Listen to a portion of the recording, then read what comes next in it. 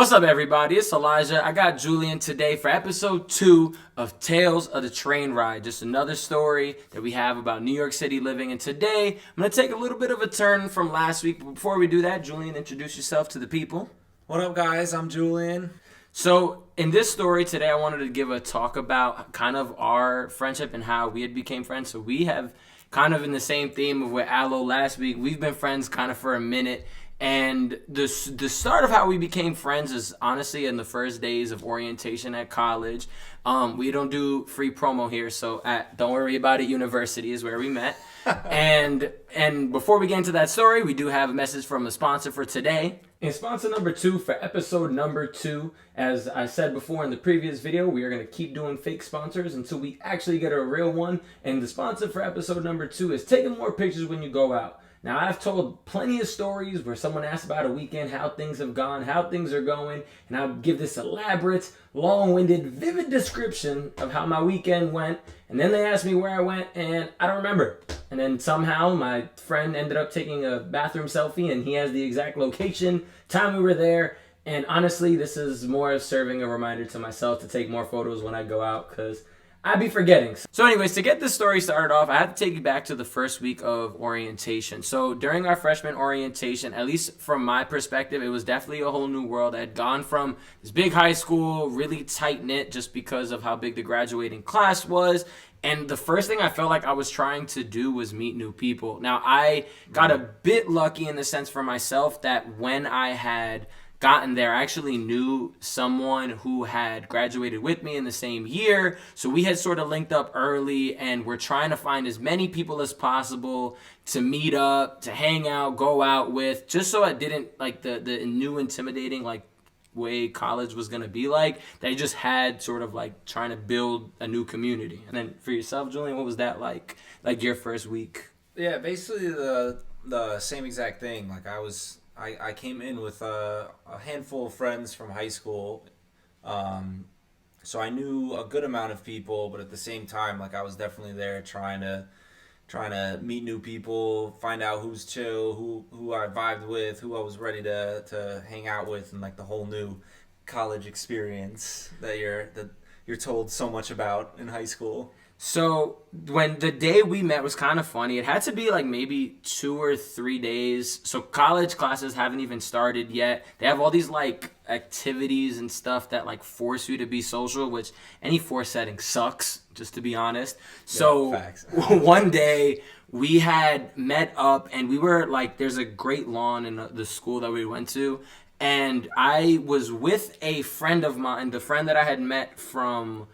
The friend that we knew each other in high school, we're hanging out more in the beginning, and then you were with 2 other people as well. Mm-hmm. And I just remember this like weird meshing of my friend had to leave, we were left with us 4, and me and Julian kind of immediately like hit it off. We were like, oh, what's up, how are you? And then the 2 other guys, very vivid part of the story, were like, we want to go to McDonald's. They wanted like a strawberry peach or whatever specialty. It was some special smoothie fruity drink at McDonald's that they insisted on us all as a squadron of 4 going to pick up. Which was like this like super specific. Like it wasn't even, and also just to be honest, the mango was probably the best drink and they were very adamant about not getting that, but that is not important to the story. Anyways, so he had a car, so we hop in the car, me and Julian are in the back seat of the car, and him and his other friend are in the front seat. So me and him are in the back, and I remember I looked over at Julian, I'm like, oh, where are you from? And he's like, oh, I'm from the city. And I was like, oh, I'm also from the city. That's great. And then like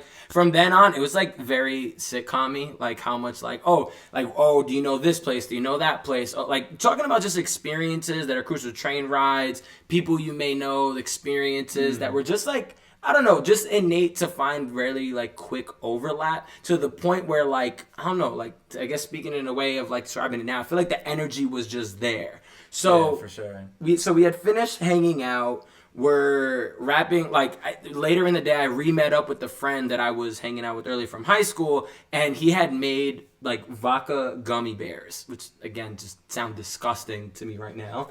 But and so I was like, we were gonna have them. So once like they had like a mass, like they like thicken like after like absorbing the alcohol. They got to steep for a while. Yeah, and so they were finally like able to consume. We were like, let's have them, and there was like an insane amount of them. So my friend was like, hey, maybe we should ask somebody. So I texted Julian. I was like, hey man, we're about to have these vodka gummy bears and run around the Great Lawn. Do you want to come hang out? He was like, I have a Frisbee. Let's go do it. So we walk over, we meet up, we're sitting up, and then Julian, God bless you and your speaker, start blasting tunes. We're throwing a Frisbee around, like completely like going into this college experience, right? Having these vodka gummy bears, we're like having a great time, just, you know, catching up, it was like 3 of us hanging out. And then at the time, like remember having this urge to want to go out. So there's like college bars by that we had been to separately during the week, and we were like, why don't we go there? They have like drinking games. I think it was a beer pong table. Yeah. And that was like the idea to have gone there. It was that one that we had both liked because there was a beer pong table in the center of the bar.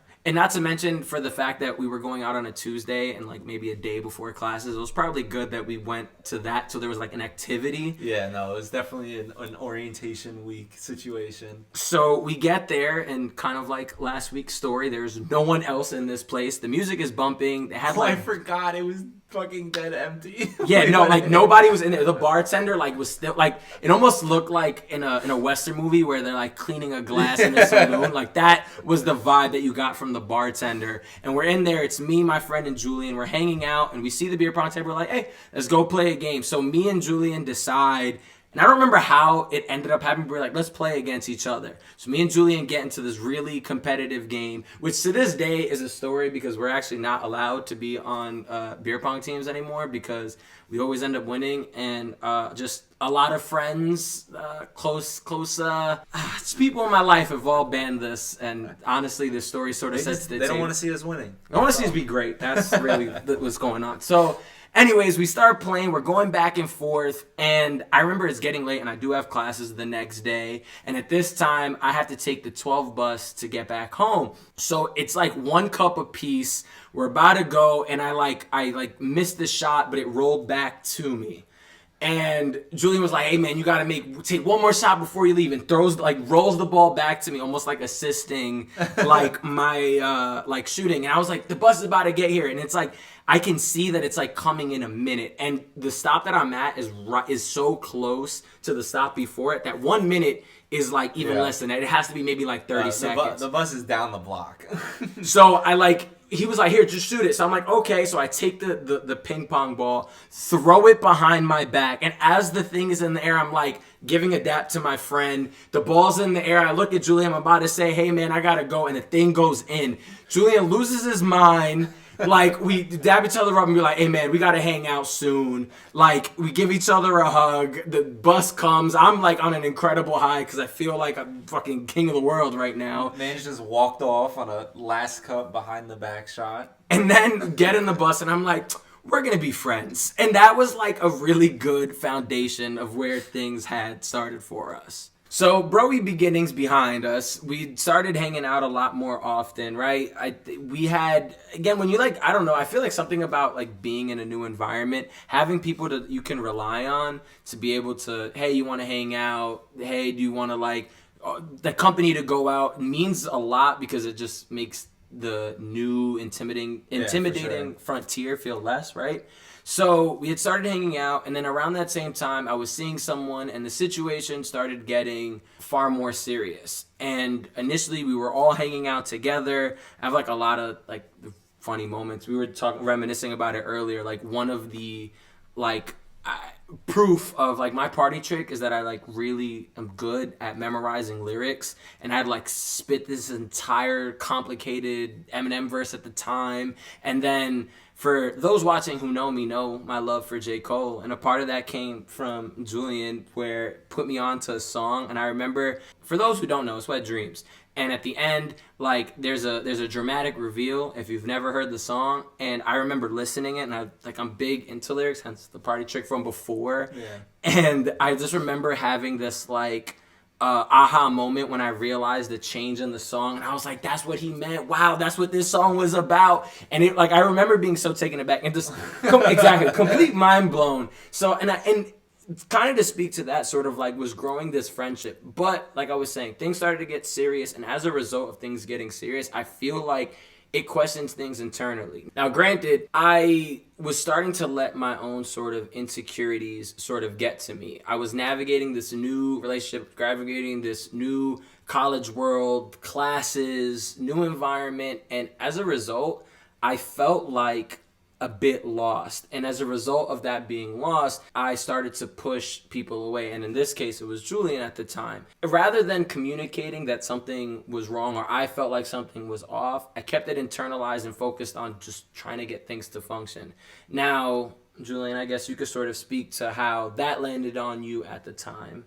Yeah, word. I remember it was one of those things which isn't the most atypical situation where a good friend of yours gets a girlfriend and all of a sudden starts to pull away a little bit, not hanging out as much. And like, we're in college, so we're trying to hang out like basically every single day.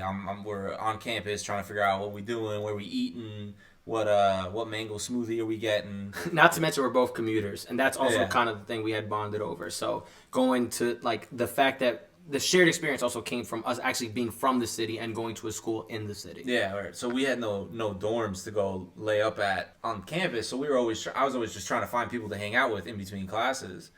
And so I remember noticing like, damn, like yo, Eli's not really answering text that much anymore. Or he's always he's chilling with his girl, which like to me totally fine. Like I get that you gotta get your girl time in for sure. But I remember wondering why, because at a certain point we had all been hanging out a bunch, and I was like, oh, like this is cool, she's cool people's. We get like a little crew going, stuff like that. But then the pull away happened, and I remember being at first confused, and then realized that like okay, like maybe there was something going on here that like that was causing a little bit of rift in our friendship, at least at like the closeness that we had built up like pretty fast throughout the year. So to follow that up, the eventful moment of where the story sort of reaches its like conclusion is that I had been leaving the campus of the person that I was seeing at the time, and while I was leaving, we ran into each other. And it was it's one of those, it felt very much like a movie, because I was like the person you weren't expecting to see or may have not been in contact, knowing that like in my mind, like I knew I fucked up. Like, I mean, just to be honest, like I knew that I had fucked up, and to know that I just felt this feeling of like, oh, now I know that this is going to be confronted. Mm-hmm. And granted, I think as an adult, I've evolved to have more of a maturity. And when I was younger, I loved being confrontational, got to college, wanted to avoid being confrontational. And as an adult, now I'm like trying to navigate this balance. And at the time, I just remember feeling like, oh no, I know what's about to happen here. So we're walking outside, and it was like this moment where like Julian puts his arm on my shoulder and was like, hey man, can we talk? I don't know what happened. If I've done something to make you feel sorry or upset, I apologize. But and even to the things that he was just saying now, that we've grown this friendship. You're someone that I consider close to, good energy. We get along so well. Like if there's something wrong, I feel like we can fix it. And that's one of the even few times in my life where I knew I was in the wrong, or knew that I could have communicated, acknowledged that I didn't, and then there was this person reaching out to me just to make sure that we were still good, or that we had something to stand on and grow from. And in my mind, I was like, if as uncomfortable as this may feel, if this person is willing to sort of even put aside that I made a mistake and still want to find a solution, I don't know, it put in perspective to me, and to me, it made me value, and not just us as friends, but I think you as a person, and I think that that's what maintained our friendship, to this day. I mean, I remember that moment because it's one of those situations where the easy way out would have been the cold shoulder and been like, all right, like, you don't fuck with me, then you know what, that means I don't fuck with you.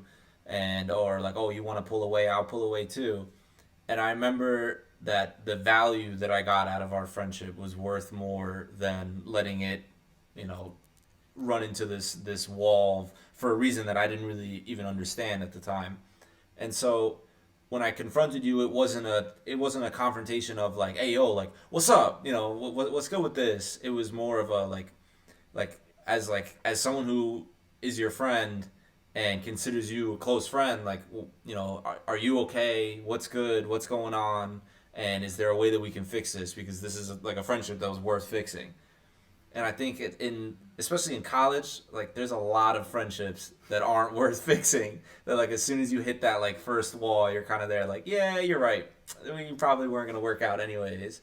But I feel like we had that connection where I knew that if we had talked and if we worked through it, that there was a way through that mini beef that we were having at the time. I don't know, and I think to sort of even close out the episode a bit, I think it speaks volume to like the people in your life that you choose to maintain your life are there for a reason. And I feel like as people, we make conscious decisions to decide whether or not we want to keep those people in our lives. And it's not an easy thing to go. Sometimes you have to deal with rejection. Sometimes you have to deal with acceptance of being pushed away. Sometimes you have to put yourself out there. And all those things are scary, right? Like they're not things that are just easily palatable.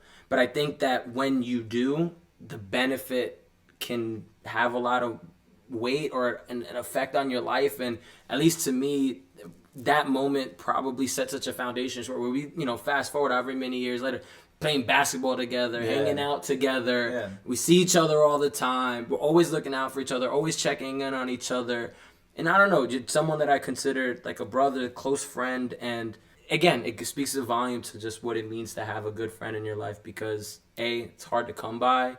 It's hard to work its way through. It kind of goes to the peaks and valleys of just having any kind of relationship. Right. And I'm grateful for you, man. Yeah, I'm grateful for you too, bro. No, but anyways, that's gonna wrap this one up today. Just wanted to give that little bit of story. Hope y'all enjoyed. Thank you, Julian, for being on the podcast today. Yeah, for sure, bro. Do all those good things, like, comment, share, subscribe. The link should be in the comment section down below if you want to listen on Spotify. I got a TikTok. There's an Instagram. All those good things. They greatly appreciate it.